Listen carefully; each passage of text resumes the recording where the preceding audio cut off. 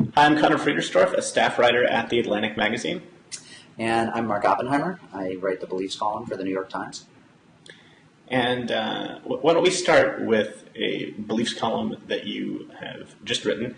It's about the purity balls that I think a lot of people have read about. They've been in the media over the last, decade or so? And why don't you just sketch out your column to start out? Yeah, absolutely. And by the way, you're fading just a little bit, so be mindful of that. But Okay. a lot of us have heard of purity balls. There was a lot of news coverage starting in the early aughts about them.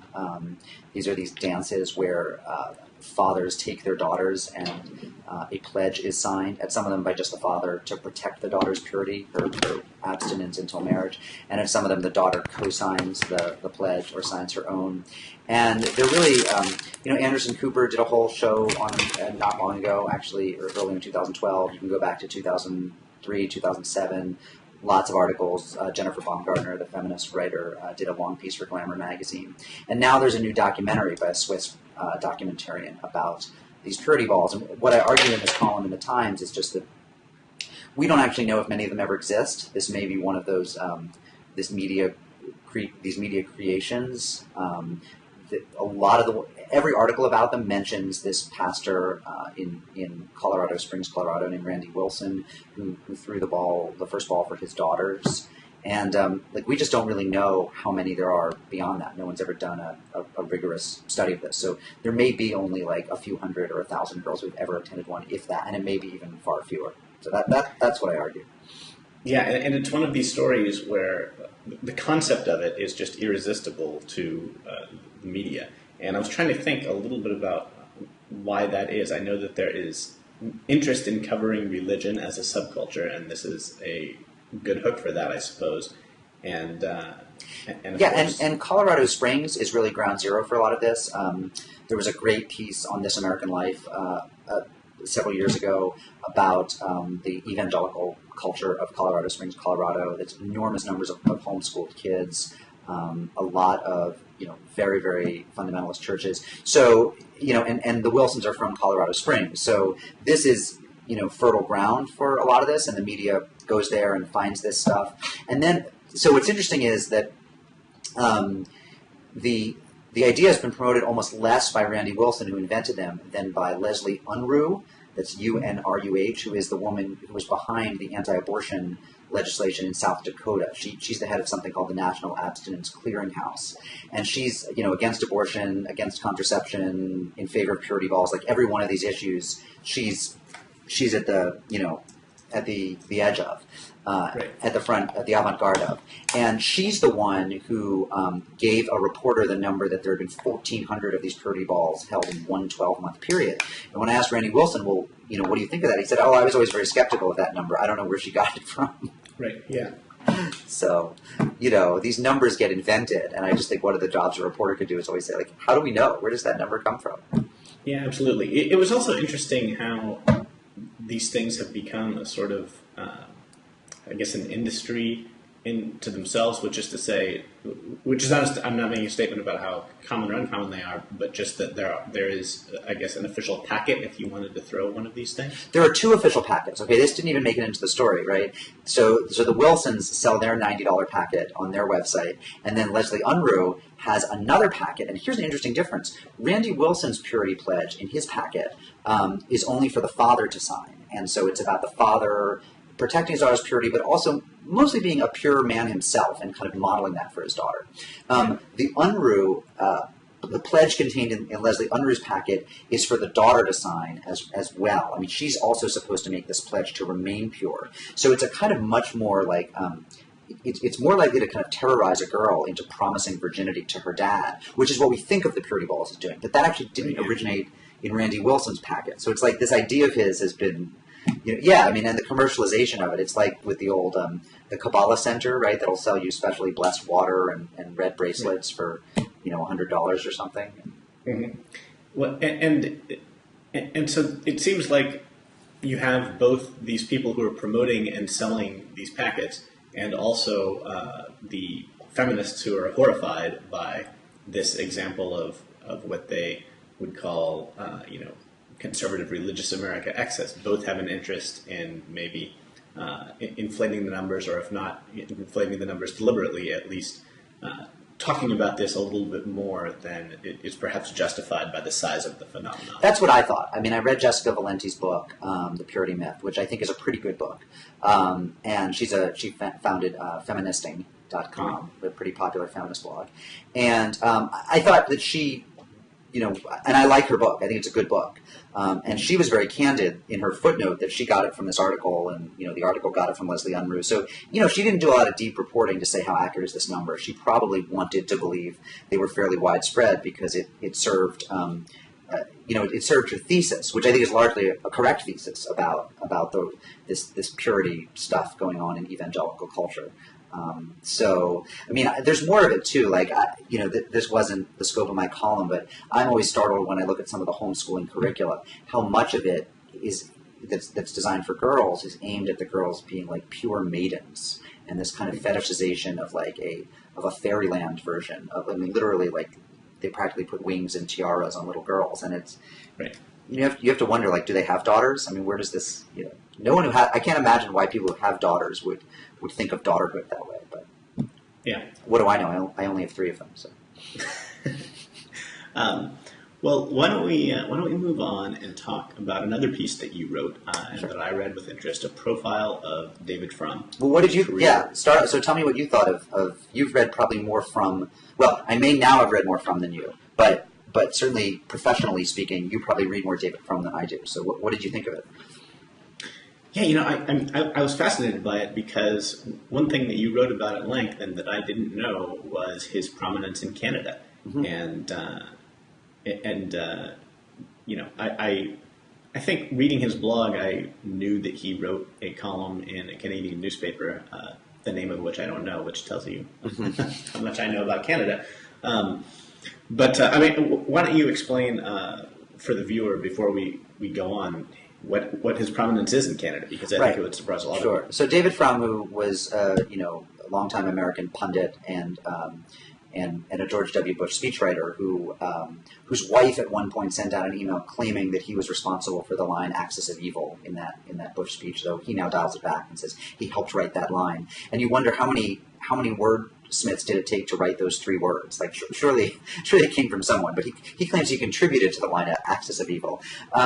But he's Canadian, and his mother was this very, very beloved and famous Canadian newscaster named Barbara Frum, who died at a fairly young age of leukemia. And Canadians people will often write about her as if she were the Walter Cronkite of Canada, but that underplays it, because she was beloved in a way that she wasn't just admired and highly regarded. She was also like a den mother to all of Canada. She hosted a CBC radio show akin to sort of our All Things Considered, and then she also hosted a nightly news magazine program at various points. So she was like your favorite person from Weekend Edition. She was Scott Simon or whoever, Nina Totenberg, as well as being Walter Cronkite, as well as kind of being just a grandma.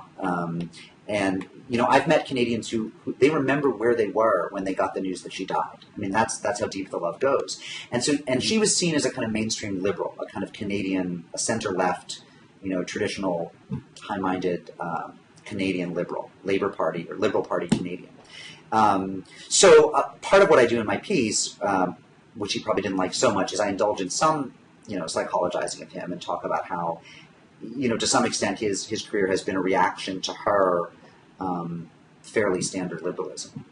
Mm-hmm. And whether that's a fair thing. I mean, also, Naomi Klein, the leftist writer who writes for The Nation also, and is Canadian, she wrote a piece years ago, which is you can't find on the internet now, in which she really argues that David and his sister, who's now a Tory member of Parliament in Canada, also conservative, that they were really both reacting in their politics to the fact that that their mother was never around.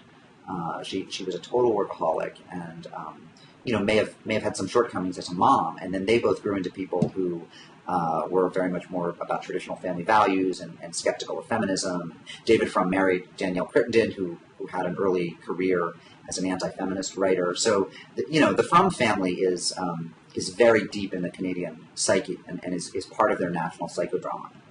Mm-hmm. Yeah. So, I guess you're right that my least favorite part of the piece was the psychological analysis, I suppose, and probably that's because my interest is more in what has caused not only David Frum but a bunch of people to take a similar journey right around the end of the Bush administration and the beginning of the Obama years. In fact, another piece that I'm looking forward to reading, Michael Brendan Doherty has a piece coming out in the American Conservative about the Obamacons who voted for him in 2008 and basically what they're up to now, what they think about him now, whether they're going to vote for him again.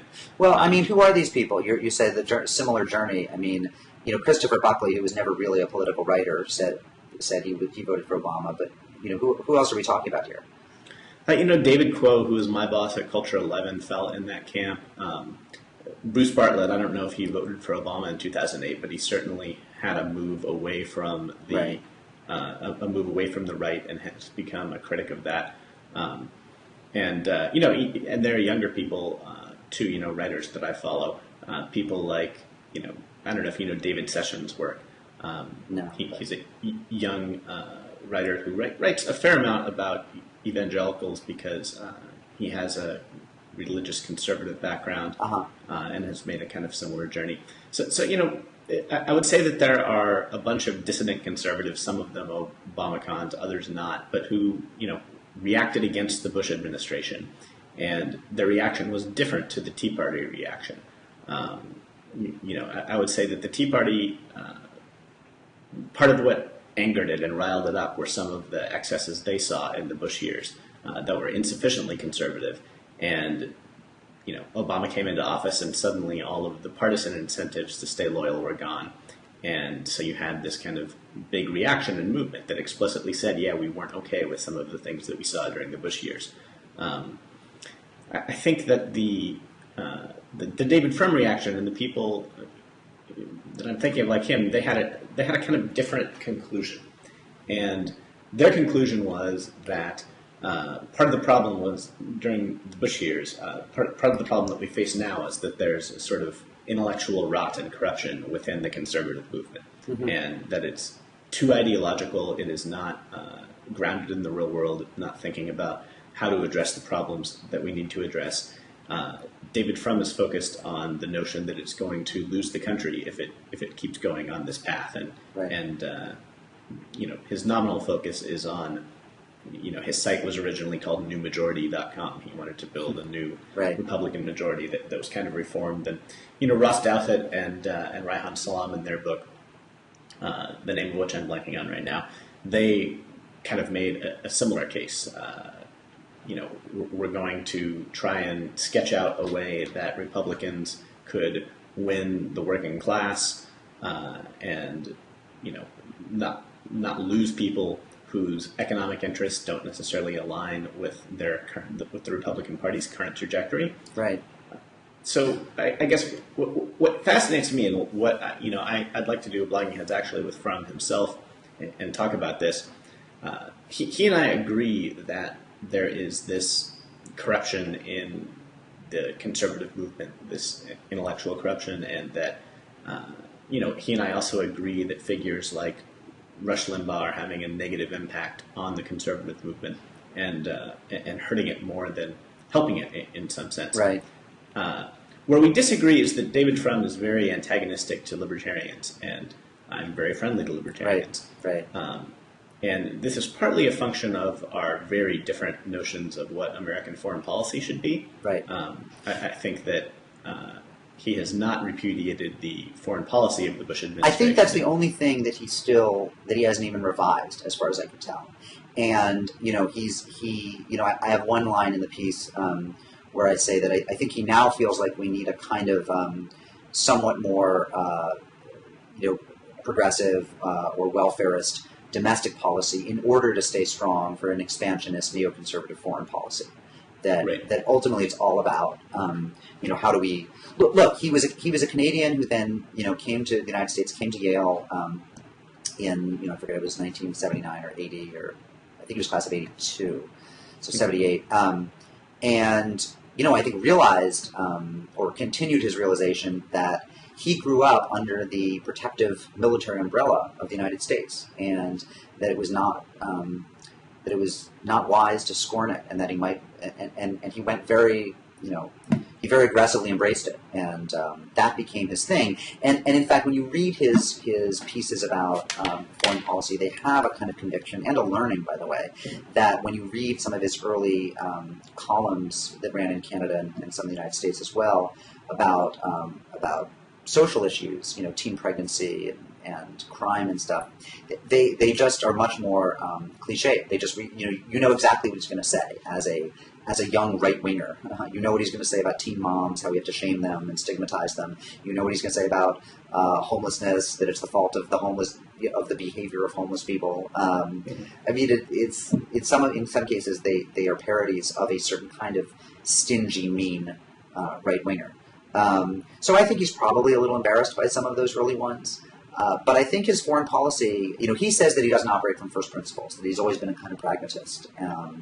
But I think that if there is a first principle, it does have something to do with a kind of, expansionist, Hamiltonian, American dominionist foreign policy, which, has produced some real disasters.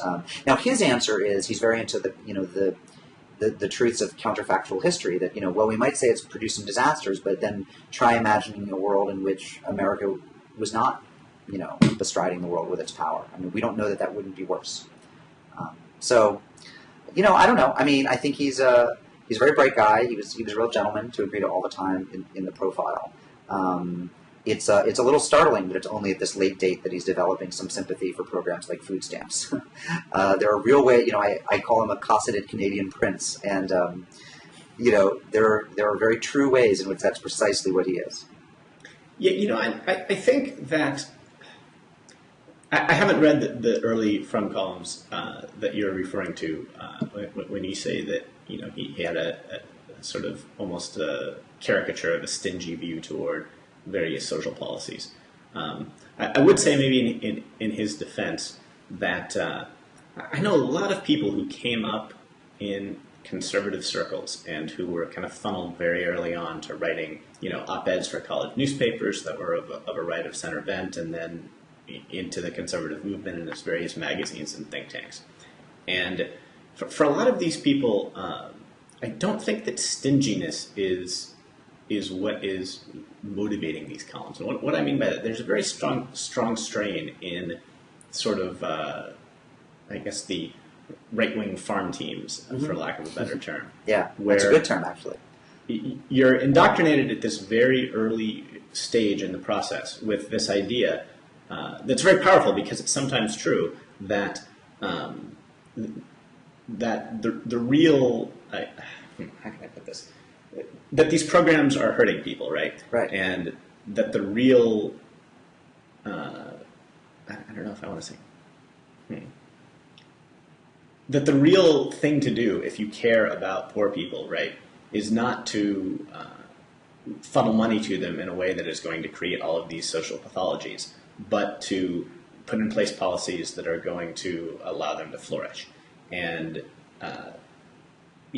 if you really believe, right, that that welfare spending done in a certain way is causing all of these pathologies, is causing the breakup of the most vital institution, the family that you can have in these communities, if you really think those things, then it makes sense that you would write angry screeds against welfare, right? Absolutely, and that's certainly the view I get when I read like Ross Douthat and Reihan Salam's book. That they want public policy to be done well. And by the way, that's also a view that I get when I read some libertarians' writings. That there is this kind of that they're operating from a first principle that they really have thought through and really believe in. As you've said, Frum is not a libertarian. He's not someone who sort of believes that if you just take government out of things, great things happen. He's in fact, a real social engineer when it comes to other countries. And you just, I can only say it's a sense, right? That you don't get the sense when you're reading these columns that it is because of his overwhelming compassion for people who are suffering that he wants them to be given better or more finely pruned or more tactful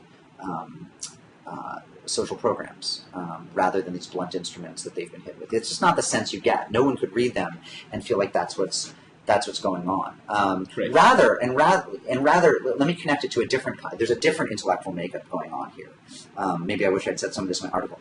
Rather, what you get is someone who has a utopian view of the pre-modern or pre-welfare American government state that is not surprising coming from someone who actually can take fairly utopian views of what our foreign policy can achieve.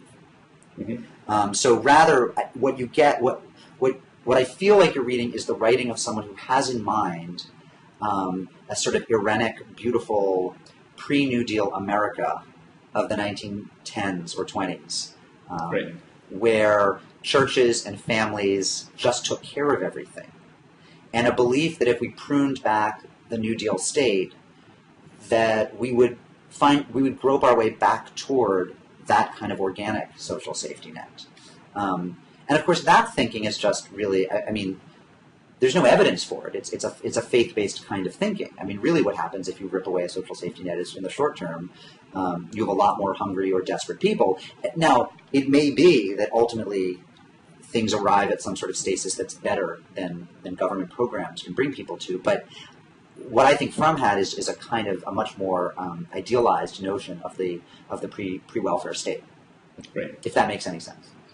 Yeah. Well, having not read the columns, I will tentatively take your word for it. And I guess before we close on Frum, I just want to say, to sort of sum up my own feelings about him, I think to his credit, it's taken a tremendous amount of, I guess, gumption to do what he's done, since the last years of the Bush administration.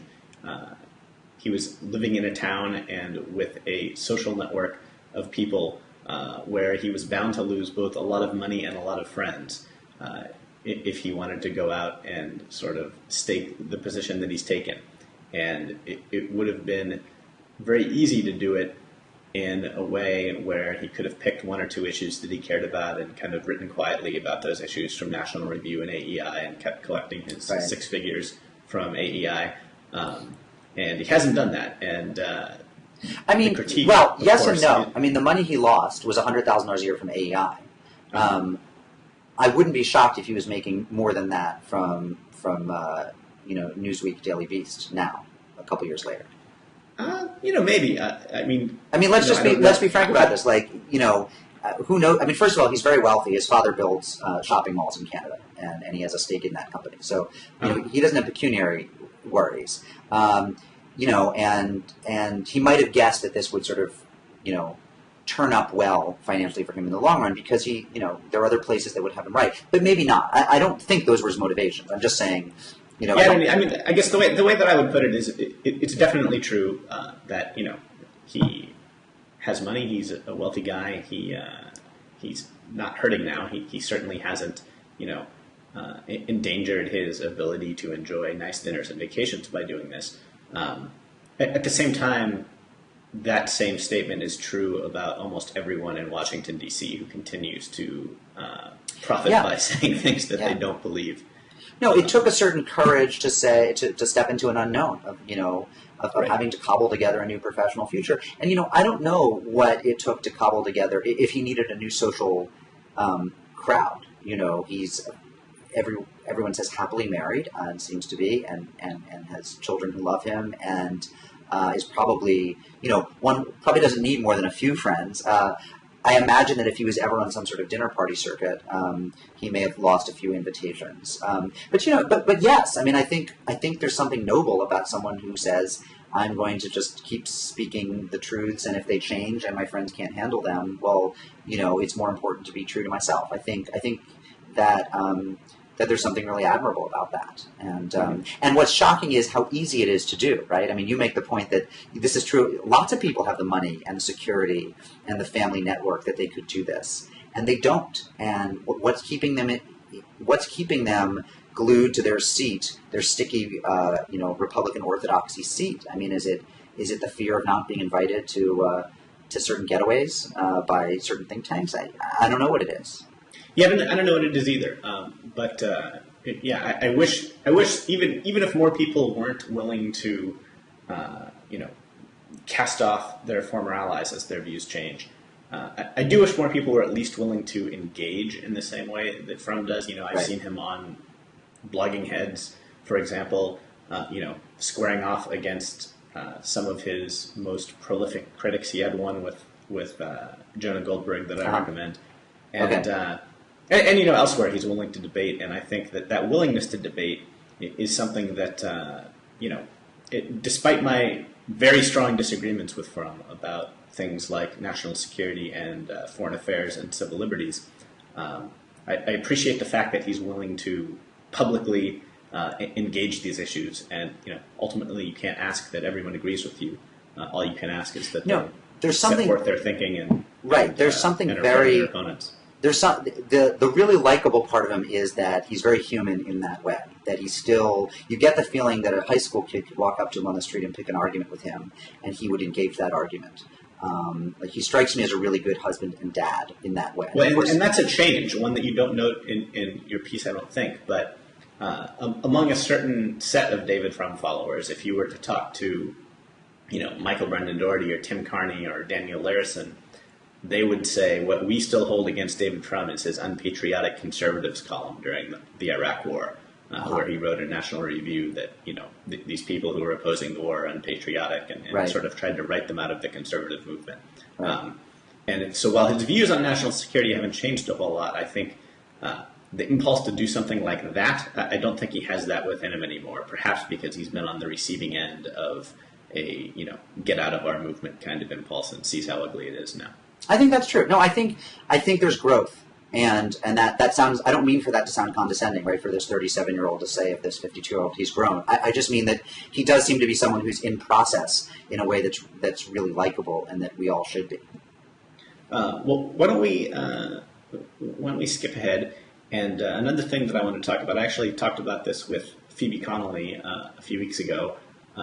What is the goal of parenting? I think perhaps since you are a parent and neither one of us were, maybe this will be an even more profitable conversation. Right. Yeah, I have 3 kids. They're 1, 3, and 5 years old. My youngest one turns 2 next. My computer just seemed to. Oh, I think I'm there again. It's still going. My youngest is turning 2 in August, and it's definitely my favorite thing that I do. And what is the goal? You know, I think the goal is to raise happy, ethical children. I mean, I haven't. I'm saying that on the fly by the seat of my pants. But you know, I think if they're happy, that's a big one. But you don't want them to be happy and rapacious or happy and sociopathic. You want them to be happy and ethical. I mean, there are subsidiary goals. You know, I hope my kids grow up to share my politics, and I hope they grow up to, you know, take Judaism seriously in the way that I do. I think every parent, we feel that way about a lot of things, right? We want them to thread some needle that we feel that we've thread, right? We want them to be liberal, but not left-wing and not conservative. We want them to be moderately religious if we are, but not not totally skeptical and certainly not fundamentalist or orthodox, right? So, you know, parents, we all, you know, just the way that anyone driving faster than us on the street is a jerk, and anyone driving slower is an idiot, right? We all think we found some sort of happy medium, and we hope our children will find that exact, precise island in the middle of the road, and they won't. They'll find some other one. So you just have to hope that they're happy and ethical. I don't know that. Gosh, I'm pretty proud of that definition. I think I did well there. But I don't know who disagrees with me on that. I don't know. I guess some parents are really interested in their kids having fancy degrees or being rich, or I don't know. Would they? Well, you know, I mean, I guess what I would say is that I think a lot of parents, if you were to just sort of set forth that definition, I don't think you'd find much disagreement. I do think that parents very often and very powerfully signal to their kids that certain things are important, implicitly more than explicitly. And, you know, one thing that got me thinking about this was I sat in a panel at the Aspen Ideas Festival where Amy Chua, the woman who wrote the Tiger Mom book, Right. My neighbor in the Westville neighborhood of New Haven. I see her at the farmers market with her white dogs. I forget what those big Samoyeds, I think.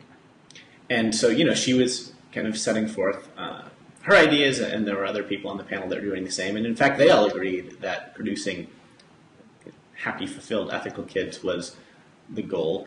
But, of course, Amy Chua has this idea that one of the ways to do that is to prepare kids from a very early age to get into academically elite colleges and to go on that very particular path, right?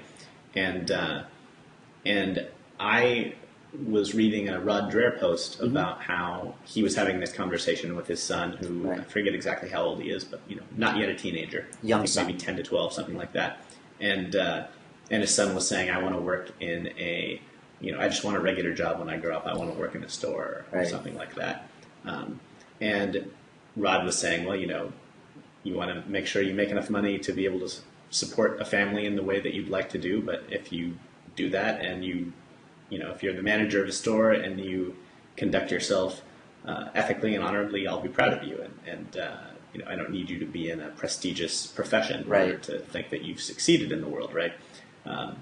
And it made me think of this Cosby Show clip from the first episode of the Cosby Show, actually, where Theo... I remembered that when you sent it to me. I remembered that so well. I remember that Theo basically said, "I want a regular person job when I grow up." Right. And the audience of the show is thinking that it's going to be this tender moment where Bill Cosby, Heathcliff Huxtable, kind of takes a step back and says, "Well, I understand what you're saying, son." But in fact, he takes out the Monopoly money and proceeds to go through this very simple household budget with Theo and says, "What are you, stupid? You don't want a regular person job. You want to go to college. You want to, I'm telling you the path that you're going to be on, and it's going to be this one."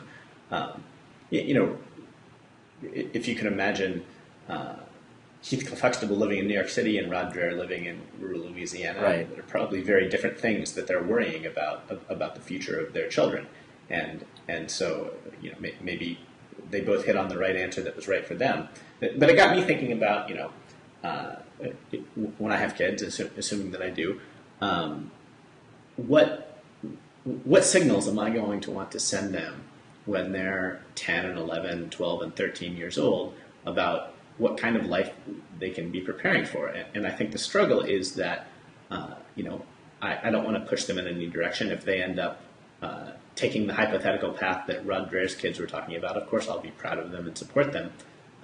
At the same time, I know how many doors things like college and studying abroad and travel and living in different cities and seeing the professional options open to you in those places. I understand the value of all those things in a way that a 12-year-old can't. Right. I mean, you validate kids' interests and hopes in different ways at different ages, and you say different things to them when they're 3, and they want to be astronauts, or then when they're 16, and at a certain point they stop asking for advice, I gather. I know I don't ask my parents for much anymore, though sometimes I do, especially with regards to parenting. So I don't know. I mean, my wife read the Tiger Mom book. I didn't. I read the news about it. I read excerpts from it that were published. I've heard people make a version of the argument that, look, what you want for your children are choices, and so to the extent that having a really elite education gives them more choices, you're really urging the right thing on them, right? And yeah, there's some truth in that. I want them to have a certain amount of education. I will hope that they're very aware of how important it is to have a college education. Though one can imagine that if they're committed to a certain kind of life that doesn't require it, that, I want them to have the tools that when they change their mind and want to go to college, they'll be able to get into college. They'll have a high school degree. They'll be literate and numerate and all those things. I guess I can only say that, one thing that's parenting is that even just the short time I've been a parent, even these almost 6 years, has taught me is how little control we have over the kinds of people they are, over their attention spans, over their temperament, all those things. I think that you can probably berate, torture, cajole, or guilt most children into a certain level of performance in most things, right? I mean, taken to some sort of radical extreme, you could really, you could use literally carrots and sticks. You could starve or beat them into a certain amount of foreign language study or violin practice, or work on the family farm, anything, right? But one thing to keep in mind, I guess, if I'm to add anything to this, to this subject, one thing that I always try to bear in mind is that childhood is not just preparation for life. It is also life itself, and that that you're not just preparing kids for the options and the abilities and the pathways that will make them happy when they're 30 or 50 years old. You also want ages 0 to 18 to be really happy, because those are years too. And in fact, we know neurologically that those years seem longer than all the subsequent years put together, right? That a summer stretches out before you when you're 10 years old as if it's 2 or 3 years. And the older you get, the more months just fly by. And so... Yeah, that's really smart. And so, we also have to balance all of the ways in which childhood is this kind of preparatory mode, right? That there are jobs that we have to do, like learn to read, against the fact that those really have to be joyous times as well, because if not, then let's say you die at 50 and ages 0 to 18 were pretty low on the happiness or utility level, then your life has really been much less successful in that way. So, my wife always says that if a kid says to you in the morning, can we make cornbread this morning or make biscuits, why not? Why not create that happiness for them right then and there? Right. Well, yeah, and I think that that's perhaps an important corrective to what I noticed a lot of my peers in my generation feeling at age, some of them at age 22, some of them at age 25. They sort of went through life from age, 11 or 12 on, thinking my job is to get good grades in high school, my job is to get into a good college, my job is to, be on the right track in that college, or maybe to get into a good law school, or whatever the case may be. And then that ends at some point. And you're just, suddenly you're in life, and you were in life all along, but the way that these people are perceiving it, all the preparatory work had ended, right. And suddenly it was time for that thing that they'd been preparing for, but they hadn't given a ton of thought into how to execute living. Right. And I think that attitude of this is all preparation rather than this is, every bit a part of life as everything else, was really harmful to them. And maybe this is a narrow slice of the population that is privileged enough to have these sorts of problems. No, but it is a problem for an increasingly large percent of the population, because childhood has increasingly become a time of kids are less and less being pressed into work, into financially rewarding work. So the question of what to do with those hours, sure, a lot of kids, all they can do with it is occupy themselves, or because their parents aren't presenting lots of options. Some kids, so they have no choice. Some kids have no choice because their parents force them into all sorts of options. But for all of these kids who are above a kind of bare subsistence level, childhood can go in many, many different ways. And to the extent that parents can guide them in one way or another, or not guide them, or pull back, I just think it's important to remember that one of the tools for living is being happy in the moment. And right. And that's where, when you see all of this hand-wringing, which I'm very guilty of, about children not having enough time to just play, or be bored, or occupy themselves, or play with each other, children being overscheduled. the real cost there isn't that we've lost some sort of, nostalgic, pre-modern or baby boom era America of suburban happiness. The cost is that this time is when you learn those skills of living in the moment and being happy, and how to make happiness out of time. So it's very important, and look, because as you and I both know, we see adults all around us suffering from the inability to find contentment in the moment. So they didn't get it. Now, whether that's the fault of some parenting they had, or the path that their childhood took, or who knows what stimuli in the present are also, training them in some behaviorist way to always feel that they must be productive or that they must have more accomplishment or money. Who knows? But they're clearly missing some key life skill. So I'm curious, if I were to talk to parents in certain neighborhoods, they would say that the thing that worries them most is that their kids are going to join a gang, that their kids are going to start selling drugs. Right. If I were to talk to parents in maybe a different neighborhood, they might say, these parents who are going to the purity balls, for example, they might say, I'm worried that my child is going to stray from Christ, or that they're going to, have sex out of wedlock, or even get pregnant before they're married. Among the parents that you're around, the parents in your kids' schools, for example, do you have a sense of what they would cite, if anything, as their sort of biggest worry as they raise kids? That's a really good question. I should say that my daughter just finished a year at public school, a public kindergarten, and will be a first grader next year. So that's our experience with formal schooling so far. The younger two are not in public school yet. Pretty diverse in every sense of public school, economically, racially, et cetera, because our neighborhood is. The catchment zone for the school is. I think a lot of parents would say they're concerned, so I'm talking about parents of 5 and 6 year olds, they're concerned about their kid's school. They want their kid to have good teachers, and their sense of what good teaching is and their level of concern about it are probably much higher than was the case for parents 30 years ago or 60 years ago. So there's far less of a sense that as long as you drop your kid off at school and your kid seems happy and isn't being terrorized and is learning something, and comes home at the end of the day in one piece, that all is well. There's a much greater sense of wanting to know what the curricula are, wanting to know, is there language enrichment, the sort of terror of desks. Children aren't supposed to be in desks. It's amazing the extent to which certain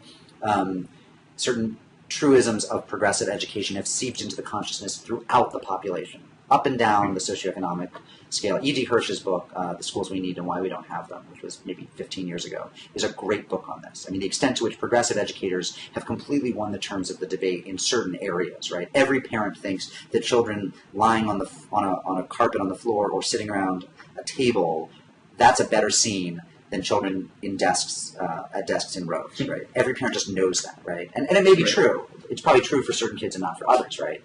But I think a lot of parents are very worried about that, about the schools. I will tell you what I worry about. I worry somewhat less about that because I think that, as long as a kid's pretty happy, I think my kids will be fine. I worry that my kids won't have anyone to play with because I worry that as they get older, it hasn't happened yet, but I have a fear that their peer group of kids they play with in the afternoons and on weekends will begin to get scheduled up and up and up, so that every afternoon from 3 to 6 p.m. every other kid is busy. And that if my kids want to just run around the yard with someone or run up and down the street with someone, there won't be anyone to run with. Wow, that's interesting. Huh. Well, I hope that does not come to pass. Because if it does, that's depressing about all of the other kids who are so overscheduled. And I worry too, by the way, that a lot of parents won't let their kids out enough. I mean, we live in a pretty safe neighborhood. We all know the statistics that the country is much safer than 10 years ago, 20 years ago, 30 years ago. There's no reason not to let 7 and 8 year olds run up and down your street or bike around as long as they know to look both ways before crossing the street. A lot of parents don't believe that. A lot of parents absolutely believe that kidnapping is a real threat, that molesters are hanging out everywhere. They've been terrorized by the media. And so the question is also, will they let their kids out of the house? Or will everything continue to have to be supervised by a parent? Why don't we end, since I think we have time for one more. There was an interesting exchange between Jonathan Last and Ross Douthat and Noah Millman. Right. And it began when Jonathan Last was reviewing a book, I forget the name of it, and he basically described the sexual revolution as being a very radical thing, and he compared it to, was it the American Revolution that he compared it to? I think so, yeah. Anyway, whatever it was, he compared it to a political revolution, and Ross Douthat responded and said, the sexual revolution was a radical thing, but it wasn't, and we treat it as if it was a political revolution, but it's probably more, a better analogy is probably to say that it is like the Industrial Revolution.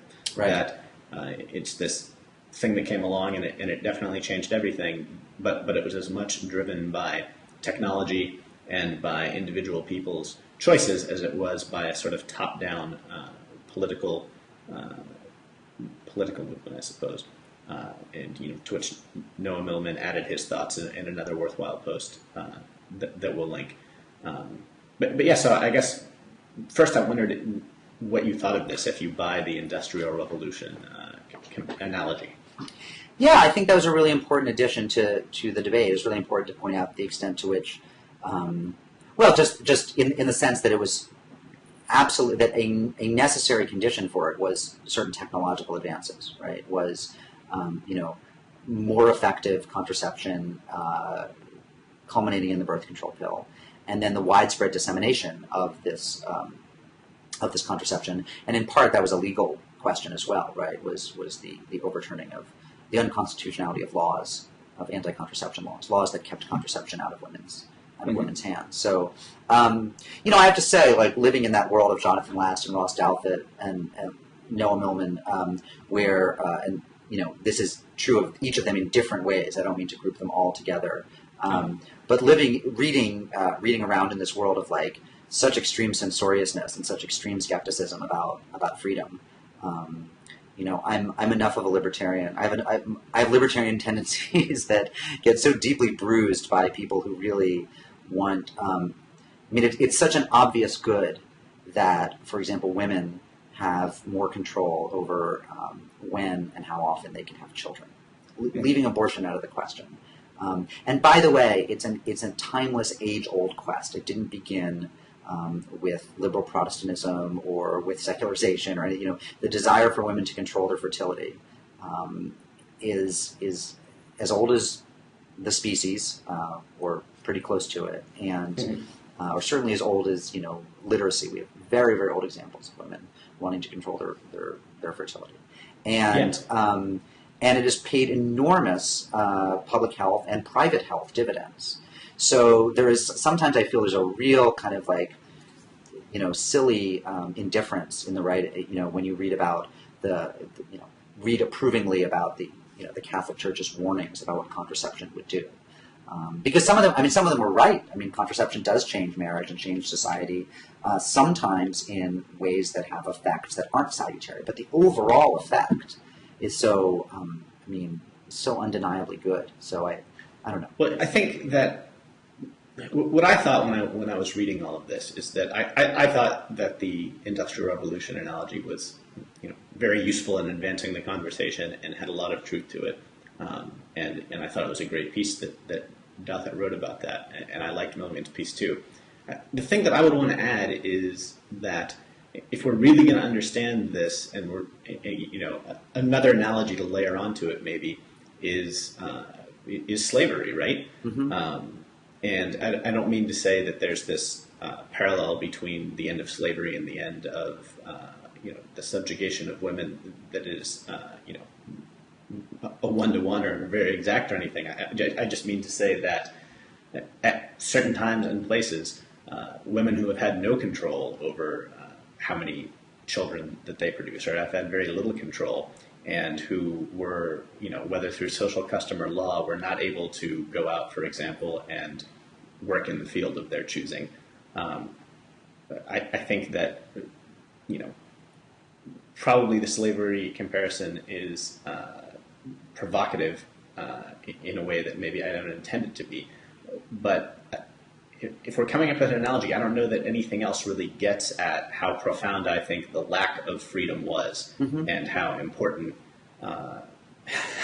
agency and freedom. I guess nodding toward what you're saying, that it's really a tremendous good that we have gotten, and even acknowledging all of the bad things that have come along with it. It's just it's tremendous in a way that I don't think the Industrial Revolution metaphor gets at. I don't think the Industrial Revolution metaphor gets at how profoundly a large group of people went from having comparatively little control over their lives and their fate to having much, much more control over it. I think that's right. And, look, it's a good thing that women can have more sex for pleasure now. And it's just a good thing.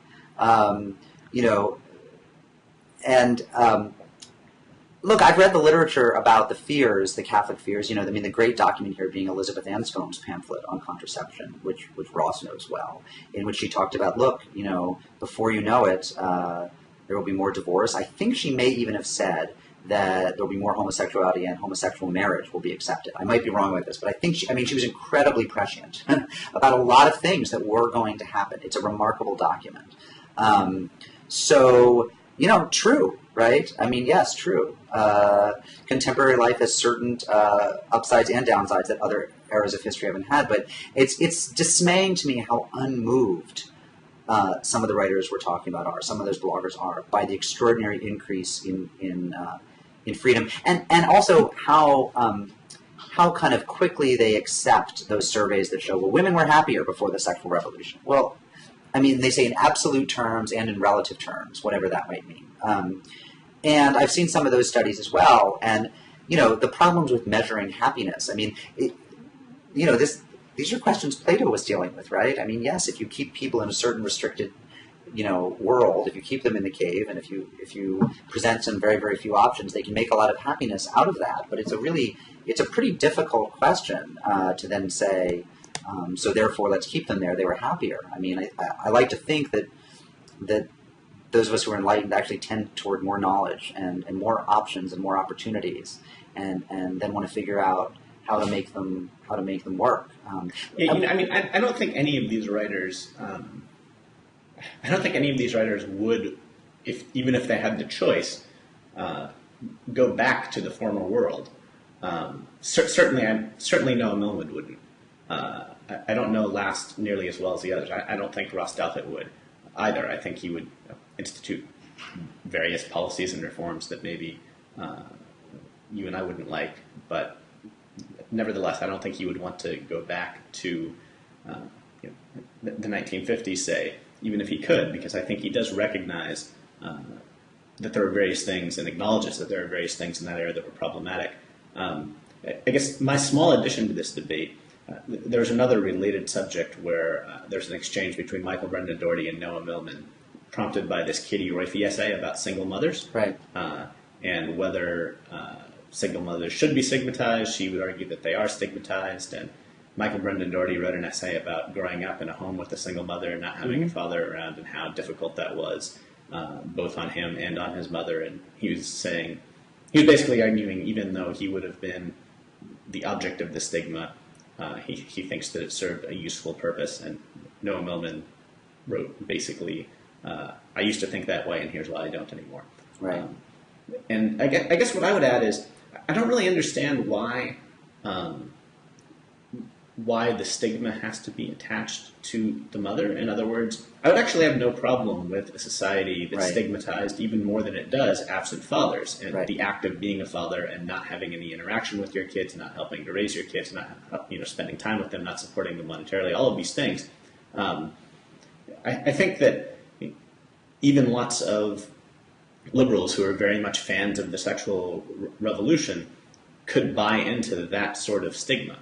And I'm not entirely sure why that isn't the stigma that someone like Michael Brendan Doherty wants to create, rather than stigmatizing. I think that's right. Rather than having a stigma that goes partly onto the child, certainly, and onto the woman very disproportionately. Well, let me say two things. One is I just want to go back, and I want to get to what you just said. I want to make the point that I had been thinking about with the Douthat Millman last articles, that American history is very useful here, because we know, for example, by comparing when people were married in early Puritan America to when their first child was born, that some extraordinary percentage of marriages were shotgun weddings. I mean, whether it was a quarter or a third, I forget from my grad school days. But again, I just want to make the point that sort of historically sophisticated thinking is very often missing from these debates. That there was always a lot of premarital sex. We've essentially always been in a sexual revolution. We just don't have as many shotgun weddings anymore.